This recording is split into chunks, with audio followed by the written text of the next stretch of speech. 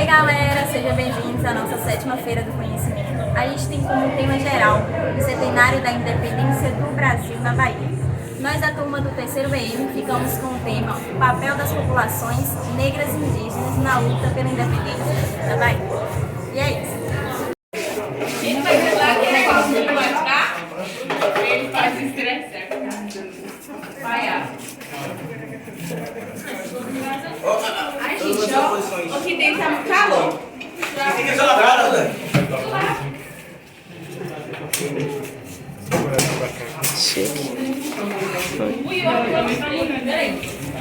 Boa tarde. Aqui nós representamos algumas fotos de negros e indígenas que lutaram pela independência da Bahia. E aqui tem um poema, uns textos, que fala mais, explica mais um pouco sobre a luta pela independência da Bahia. Aí agora vocês podem ir ali que vai explicar sobre a linha do tempo.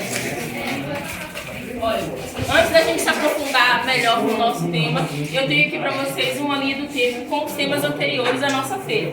Temos 2015 com o Meu Lugar é Show, onde as pessoas puderam conhecer um pouco mais sobre a nossa região. Tivemos 2016 com Defensores de Gaia, onde se tratava sobre o sistema de saneamento básico.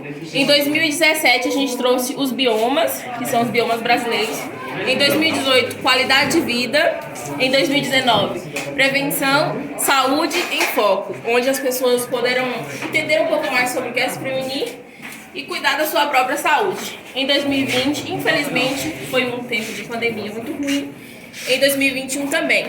Já em 2022, a gente teve o tema saúde, educação e tecnologia, com o objetivo de estudar sobre como é uma educação, tendo como foco a saúde e também a tecnologia. Boa tarde. Boa tarde. Estamos aqui representando os caboclos, que foram importantes para a independência da Bahia, no ano de 1822. E aqui é a maquete que a gente construiu na Gincana, que está representando a chegada dos portugueses no Brasil, quando eles queriam escravizar os índios e os povos da terra. Aí, nesse tempo, teve muitas torturas e guerras. Aí, a partir daí surgiu a busca pela independência do Brasil. Aqui tem a Alca, o lugar onde os índios moravam. Se quiser entrar, tem algumas imagens lá dentro. Entra lá, filha, pra você ver a alquinha. Tem as imagens de algumas tribos e alguns alimentos. Alimentos indígenas. Legal. Deixa eu ir lá ver. Da hora. Deixa a mãe tirar. Agora vocês me seguem aqui.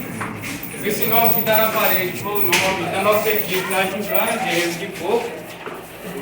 Essa bandeira, nós fizemos ela na Gincana também com papéis de coisas recicláveis. Agora você vê.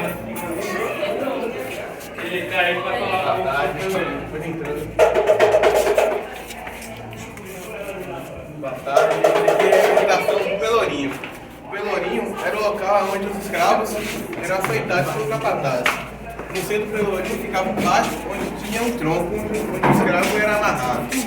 O Pelourinho foi o símbolo da violência e brutalidade da escravidão no Brasil. Só que com o passar dos séculos e também com a independência e o fim da escravidão, ele mudou de significado e passou a se tornar o símbolo da luta e resistência dos povos negros no Brasil.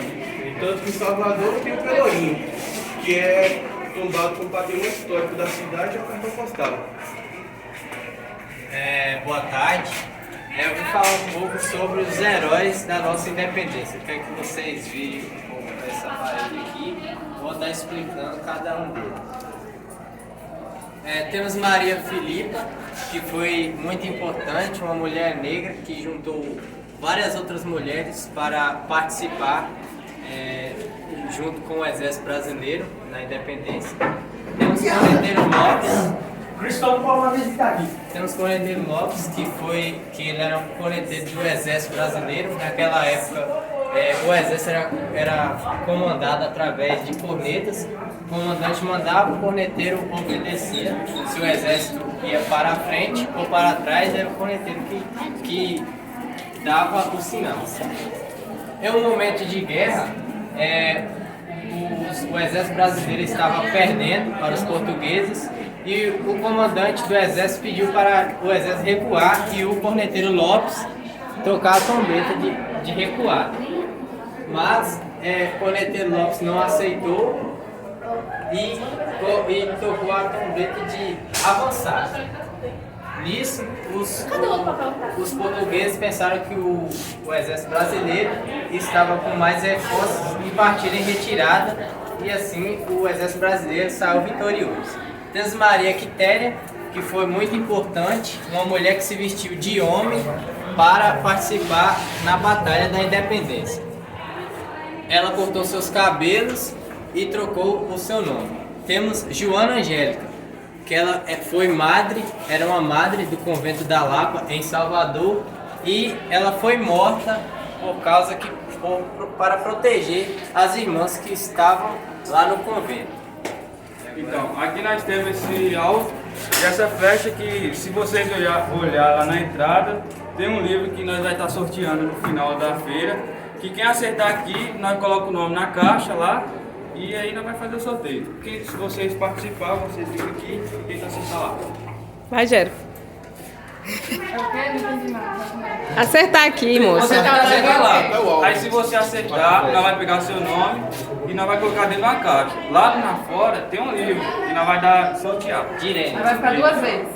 Ah, direto, e a pouco ganha. É 2 chances, olha. É 2 chances. Errou.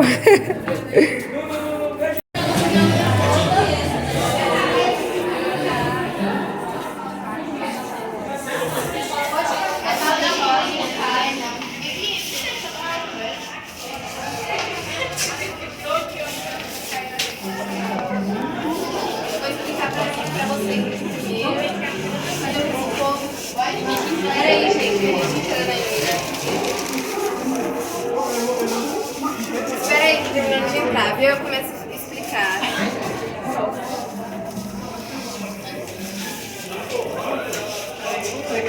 Cadê o resto do povo, gente? Parou? Cadê a Duda? Ela foi no banheiro. Pessoal, boa tarde. E primeiramente a gente vai começar explicando para vocês as danças típicas culturais do nosso território brasileiro. A gente vai começar primeiramente com o axé. O axé ele é um ritmo musical criado aqui na Bahia em 1980 pelo Luiz Caldas. Esse ritmo também, ele engloba bastante o carnaval. Para você lembrar um pouco de axé, o Léo Santana, né, que ele tá aí agora no auge, né, com as músicas dele. E aí o axé também é um ritmo que ele envolve bastante a religião do candomblé, que axé significa energia positiva. A gente vai falar um pouco do frevo, que o frevo ele envolve bastante o uso desses guarda-chuvinhos nas coreografias e também essas roupas muito coloridas. O frevo também ele está relacionado com o carnaval pernambucano, que esse tipo de dança aqui ele é do Pernambuco, ainda no Nordeste. O carimbó, o característico dele é o uso das saias e os movimentos giratórios. No carimbó, ele surgiu de uma maneira que uma tradição de pequenos povos do norte, né, que é do Pará, essa coreografia, eles se juntavam na tarde e começavam a fazer esse tipo de movimentos. O carimbó, ele também vem de origem indígena, que carimbó significa também curumbu, que é um tipo de instrumento que eles batiam, que também se usa no carimbó o tambor para poder bater, e na aldeia indígena também eles utilizam. Vocês podem seguir aqui agora as comidas típicas.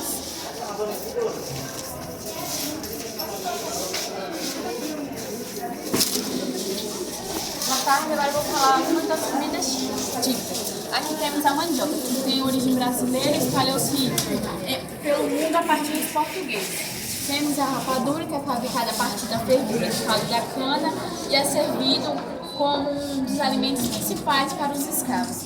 Temos o arroz doce, que é de origem brasileira, que uma das sobremesas preferidas dos imigrantes portugueses. Tem o milho, que é o cultivo do milho. Vem antes da chegada dos europeus, os índios, principalmente guaranis, faziam um cultivo. O consumo aumenta, com o aumento do consumo de novos produtos à base de milho, foram incorporados aos hábitos alimentares brasileiros.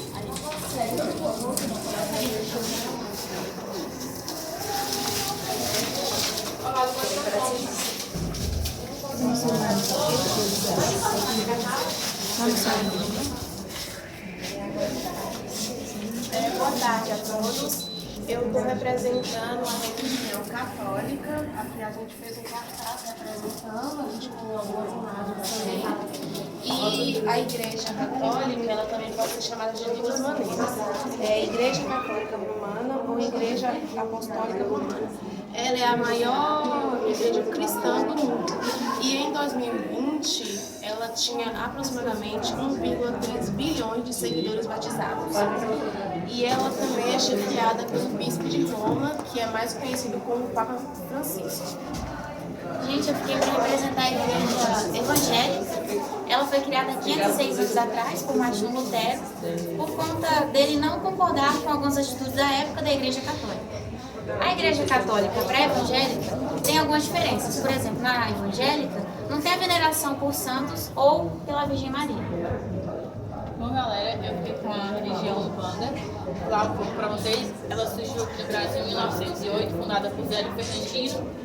Muitas pessoas acham que surgiu em Salvador, por ser uma cidade que cultua muito a religião hoje em dia, mas não, ela surgiu na cidade do Rio de Janeiro. Bom, eles cultuam os orixás e os guias. Aqui, nessa imagem, vocês podem ver uma gira na praia, uma gira de Iemanjá. Aqui nessa foto vocês podem ver guias, que são como essas que eu estou usando, são guias de proteção. A azul ela representa Iemanjá, a branca Oxalá e a verde Oxóssi. Eles têm 3 conceitos, a religião da Umbanda, que é a paz, a caridade e o amor. E é isso, pessoal, eles acreditam mais assim em questão de energia. Vocês podem voltar aqui agora.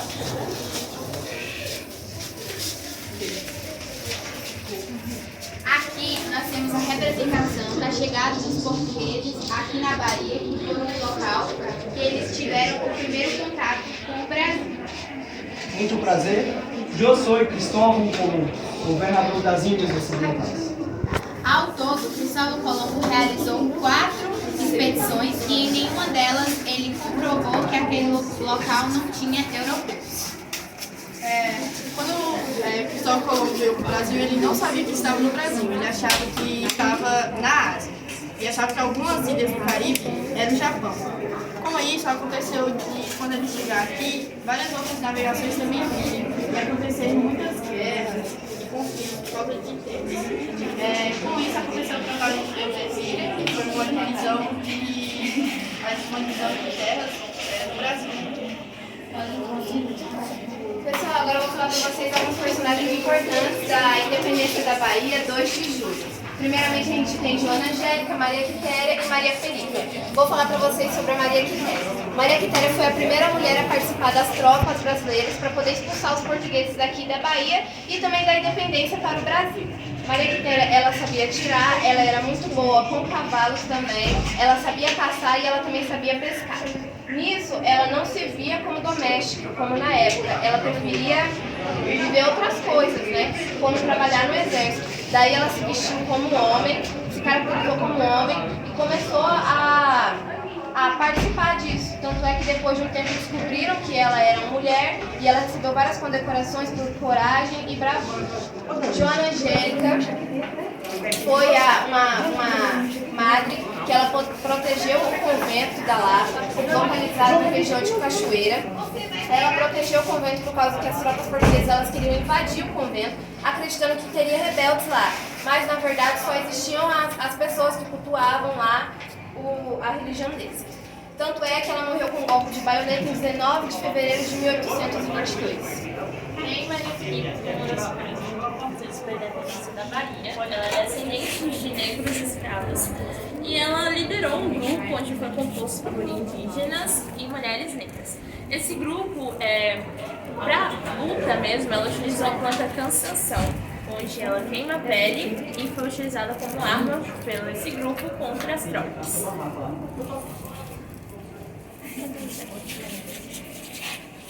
Boa tarde. Essas daqui são algumas das maquetes que a gente fez para a nossa gincana aqui do colégio. Essa daqui representando o Farol da Barra, que é um ponto turístico lá de Salvador. O barco representando a chegada dos portugueses no Brasil. E essa daqui representando o Nordeste, em tempos de chuva e em tempos de seca.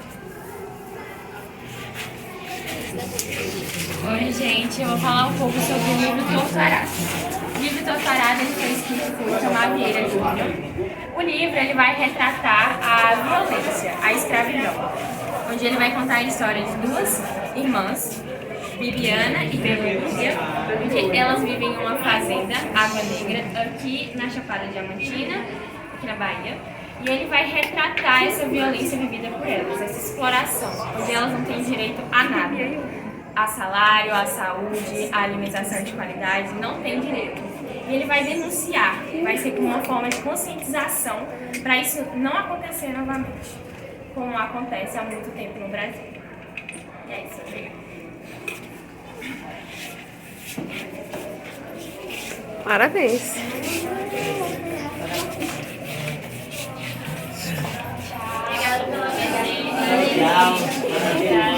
Obrigada. Parabéns, viu? Vocês estão de parabéns. Tudo muito lindo, cenário.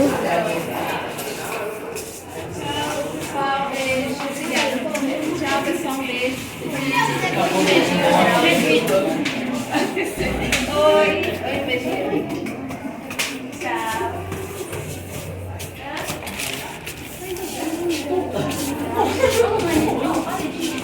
Tchau, gatona. Tchau, beijo. Ó, tá maravilhosa. Com Deus, tá? Nossos direitos conquistados.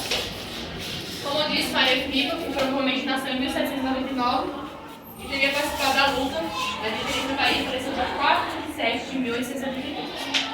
A gente tem o respeito de Joana Angélica, que foi uma freira, nascida em 12 de 12 de 1761. Ela foi uma grande marcha da independência do Brasil e foi morta no dia 19 de 2 de 1822. Os portugueses chegaram lá na igreja onde ela se residia e queria invadir. Só que ela usou aquela famosa frase.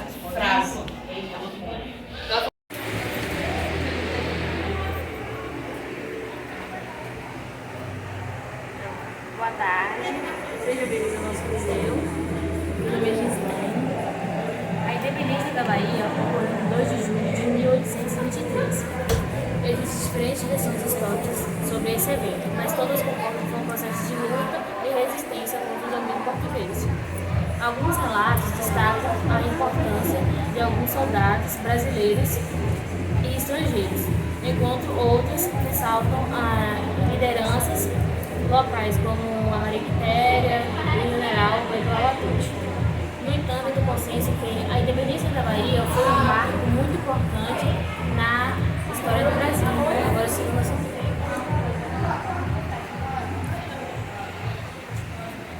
Sejam bem-vindos. Eu vou contar um pouco para vocês sobre as heroínas que teve grande importância na luta pela independência da Bahia. Aqui temos Maria Filipa, ela morava na e aqui temos a freira Joana Angélica. Ela defendeu as irmãs do convento da Lapa. Essa foi a arma utilizada pelos portugueses que matou.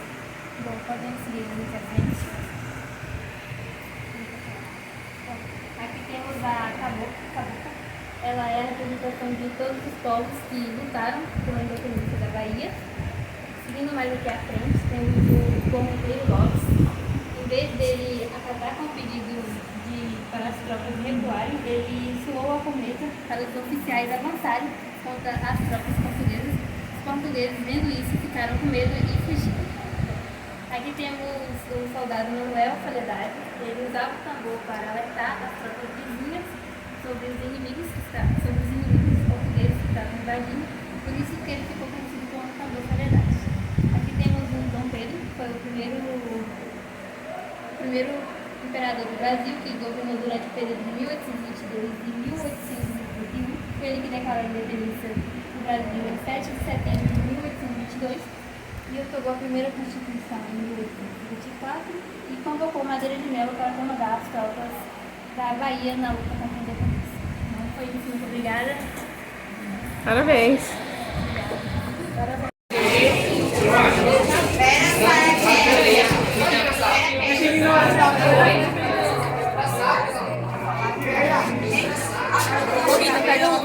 Atualmente conhecida a partir do século XIX.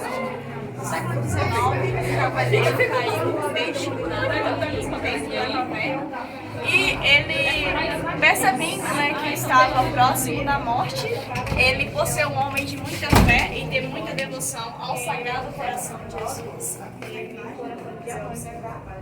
Ele gritou, né, Sagrado Coração de Jesus. Mas hoje E ele foi salvo realmente são as paisagens, as E aí, a montanhas partir disso, e principalmente os momentos que muitas pessoas têm na vida localizada, que é lá em Ituaçu, passaram a ter a devoção, né, pelo Sagrado Coração de Jesus e acolheram este lugar e preservou.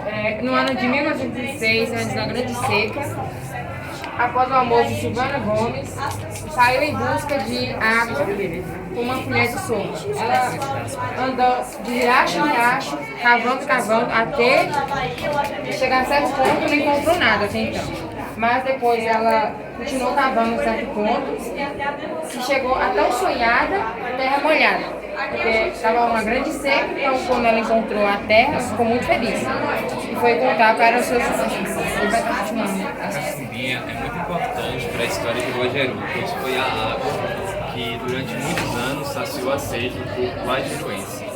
E em 2019 foi declarada como Patrimônio Histórico, Cultural e Ambiental de Guajeru. E aqui a gente vai representar a pedra lá, como é que é? Ela está lá escrito na cacimbinha própria, está lá a história e aqui a cacimba. Fazer penitência, né? Para alcançar milagres ou para pagar promessas de milagres. Aqui vamos falar um pouco sobre o litoral baiano. O litoral baiano é, sem dúvida, o mais belo do Brasil. A descrição perfeita de paraíso tropical, repleto de coqueiros, sossego, sol e muita comida. E não é porque ele é o maior do Brasil, bem mais de 1000 quilômetros de extensões, ilhas diversas e rios cruzando as suas diversas praias. O litoral baiano é famoso por suas praias lindas, com águas cristalinas e areias brancas. Além das praias, o litoral baiano possui uma rica cultura, culinárias deliciosas e uma atmosfera animada, e um dos lugares turísticos mais procurados do Brasil. Aqui a gente tem a ilha de Taparica, e também a gente tem Nossa Senhora, se vocês querem tirar alguma foto. Legal. Boa tarde, vou explicar para vocês o Farol da Barra, a água caída e o elevador de Lacerda. O Farol da Barra, antigamente também conhecido como Forte de Santo Antônio, ele servia para tirar navios inimigos, para ajudar o Salvador em si, a proteger a nossa terra. Ele foi o primeiro forte do Brasil. O farol em si ele surgiu depois do nascimento de Dom Pedro II. O farol servia para guiar os navios que vinham da Europa com mercadorias, materiais, ou daqui para lá ou de lá para cá. A Cruz Caída representa a Igreja Sé. Ela fica no meio entre o elevador de Lacerda e o Farol da Barra. O elevador de Lacerda, ele surgiu como necessidade do povo, por causa que na frente de onde é o mercado moda, ali onde geralmente é o meio de Salvador, ele surgiu por causa que tinha um morro de 60 metros que o povo geralmente subia a pé, para ir para casa, para trabalho, para necessidade própria. E fizeram um elevador para subir nesse morro de 60 metros mais fácil, mas antigamente só tinha apenas um cômodo, que era pequeno, mas ainda muito útil para agora. Hoje em dia tem 2 cômodos bem espaçosos, que geralmente aqui na frente eles sobem por aqui, acabam aqui. Vindo aqui tem um corredor grande, cheio de janelas para apreciar a vista. No final do corredor, ele já dá direto para o corredorinho de águas cristais. A gente aqui ficou com o Pelourinho. Ou se vocês quiserem ficar, senta aí. Quando eu vou explicando, vocês vão fazer umas perguntas. O Pelourinho, atualmente, o Pelourinho ganhou esse nome por causa de que antigamente eles eram um lugar para escravos. Os escravos que conseguiam fugir de seus donos, eles eram açoitados em praça pública. Depois, quando seus donos conseguiam pegar eles de volta, eles eram açoitados em praça pública. O pelourinho em si, ele é um tronco de madeira com hastes de prata. E aí eles prendiam os escravos lá e os escravos eram açoitados muitas vezes até a morte ou até o seu dono decidir que estava bom. E aí, quando a escravatura no Brasil foi abolida, o lugar que acontecia esses açoites ficou conhecido como Pelourinho. E o Pelourinho, ele Antigamente ele era muito em preto e branco, ele não era um lugar muito colorido, não era um lugar que representava. Mas quando a escravatura foi abolida, ele se tornou um lugar de resistência. E se tornando um lugar de resistência que ele começou a ganhar cores, ganhar vida. O Pelourinho, o Olodum, ele foi criado lá. O Olodum é música, e música representa a vida e as cores, né? E o Pelourinho, ele foi reconhecido mundialmente como patrimônio da humanidade internacional. Então, o que significa que ele não vai poder ser mudado, não pode mudar as coisas que estão ali, as coisas têm que ser preservadas das formas que eles são. E essas pinturas, elas são do Olodum, cada um representa uma coisa. Algumas representam prosperidade, algumas amor, outras atraem dinheiro e por aí vai. Só isso. Aí tem os olhinhos. Boa tarde, pessoal. Esse daqui é duas maquetes, duas igrejas. Essa daqui é a maquete da igreja do Seu Bonfim e essa daqui é a maquete da igreja de escravos. Eu vou estar lendo cada uma delas. Essa maquete, que representa a igreja do Senhor Bonfim, está localizada na cidade de Salvador. Ela foi fundada no ano de 1745. Ela se destaca pela arquitetura barroca e sua importância cultural e religiosa. E essa é a igreja de Santana, localizada na cidade de Rio de Campos, construída no século XVIII. É um marco histórico por sua arquitetura barroca que reflete a influência da época colonial brasileira. E essa daqui, a Aline, ela vai explicar a Gruta da Mangabeira. Boa tarde, gente. Sejam bem-vindos ao meu stand. Eu fui responsável para trazer aqui para vocês, né, a explicação da Gruta da Mangabeira. Acredito que vocês já ouviram falar, né, se não visitaram, mas pelo menos já ouviram falar dessa gruta. Ela está localizada em Ituaçu e ela ficou popularmente conhecida a partir do século XIX, onde aconteceu um milagre com um cavaleiro, né, que ele caiu neste buraco aqui, dentro desta caverna. E aí ele, percebendo que estava, né, próximo da morte, ele, por ser um homem de muita fé e devoção ao Sagrado Coração de Jesus, que aqui está a imagem do Sagrado Coração de Jesus, ele deu um grito, né, Sagrado Coração de Jesus, valei-me. E a partir disso ele foi salvo milagrosamente. E daí em diante, né, as pessoas de lá de Ituaçu passaram a ter devoção também pelo Sagrado Coração de Jesus. E essa paisagem, né, natural, ela é um dos pontos turísticos mais visitados da nossa Bahia. Não somente as pessoas de lá de Ituaçu, mas também as pessoas das demais cidades da nossa Bahia, ou até mesmo pessoas de fora que vêm, visitam, preserva este lugar, né? E muitos vão neste lugar até para fazer penitência. Aqui temos o exemplo dessa escada, né? Aqui ela está minúscula, mas lá na gruta ela é gigante, né? Tem cerca de 100 ou até mais degraus. E as pessoas, muitas sobem até essas escadas de joelhos, né, para pagar penitências ou para pagar promessas de milagres que foram alcançados, ou fazer penitências para alcançar milagres, né? E aqui também temos um altar, que a gente tentou fazer a representação deste altar aqui. Este é o real que tem lá na gruta, né, a imagem. E lá é onde acontecem as missas. Aqui tem uma foto, né, de uma missa que foi acontecida lá. As missas são acontecidas dentro da caverna mesmo. E é isso, as pessoas lá, elas preservam mesmo, né, essa paisagem, todos têm um respeito por este lugar. Muito obrigada, gente, pela visita e pela atenção. Espero que vocês tenham compreendido a explicação. Podem passar. Obrigado, Calma, tem aqui o Bom Jesus da Lapa, você vai falar também? Aqui a gente tem uma pequena representação da Gruta dos Milagres que tem lá em Bom Jesus da Lapa, onde as pessoas levam manequins, braços de manequins também, para representar alguns milagres que acontecem na vida delas. Elas também acendem velinhas e deixam lá no local.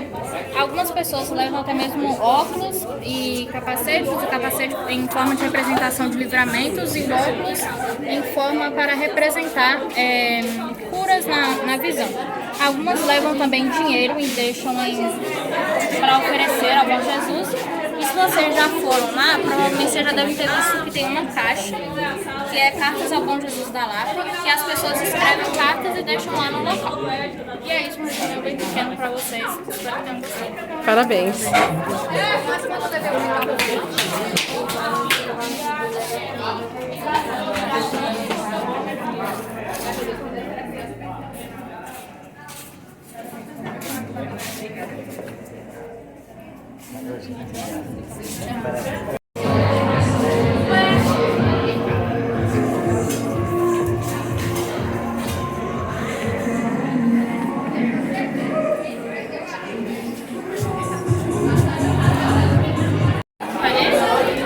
Boa tarde, pessoal. Sejam bem-vindos aqui à sala do Miraí, nossa sala de português, as tradições da Bahia, a história e a lei.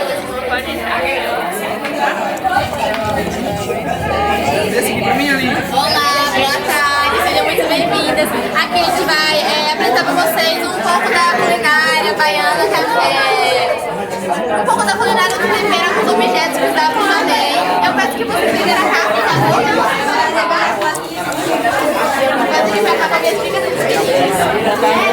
Hoje eu vou explicar para vocês um pouco sobre a origem da feijoada. Uma comida tão amada por milhões de pessoas. Então, a feijoada ela teve origem ali mais ou menos na época da escravidão, mais ou menos ali no século XVI. Bom, naquele tempo existiam os senhores de escravos, pessoas da elite da classe social. Essas pessoas criavam escravos e frequentemente elas matavam animais como os porcos. Elas selecionavam apenas as melhores partes, o resto eles pegavam e jogavam fora. Os escravos, por serem pessoas humildes, pegavam esses restos, colocavam em uma tigela, colocavam água, alguns tipos de tempero, como por exemplo a folha de louro, e colocavam o feijão preto. Deixavam no fogo por cerca de 8 horas, de 6 a 8 horas, e estava pronta a feijoada que hoje milhões de pessoas amam. Verdade, é muito boa. O vatapá. O vatapá é um prato típico da culinária brasileira de origem afro-brasileira, feito com pão amanhecido, camarão seco, amendoim, castanha de caju, leite de coco e alguns temperos. Temos também o acarajé, que foi difundido no Candomblé pelo Golfo do Benin na África Ocidental. Feito por imigrantes afro. E aqui tem algumas Nossa, essa o amendoim.